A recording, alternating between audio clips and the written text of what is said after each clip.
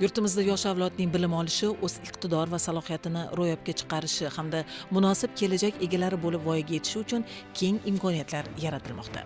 Xalqaro bolalarni himoya qilish kuni munosabati bilan Davlat xavfsizlik xizmati tizimida harbiy xizmatchilar va ularning farzandlari uchun qator ma'naviy, ma'rifiy hamda ijtimoiy qo'llab-quvvatlash tadbirlari tashkil etildi.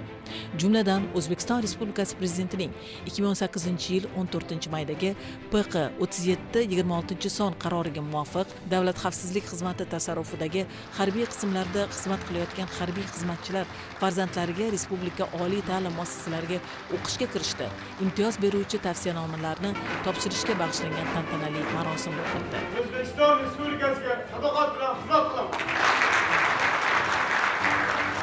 Tadbirda so'z olganlar mazkur qaror asosida yaratilgan imkoniyatlar yoshlarning sifatli ta'lim olishi, o'z oldiga yuksak maqsadlar qo'yishi va kelgusida mamlakat taraqqiyotiga munosib hissa qo'shadigan yetuk mutaxassislar bo'lib yetishishida muhim ahamiyat kasb etishini ta'kidladilar.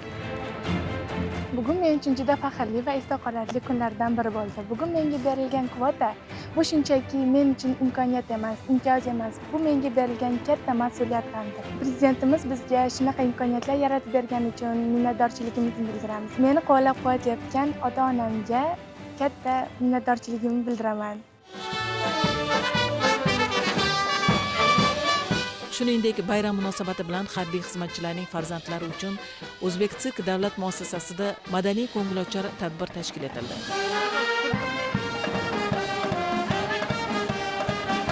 Bolajonlar qiziqarli va jozibador sirk dasturlarini katta qiziqish bilan tomosha qilib, unutilmas taassurotlarga ega bo'ldilar.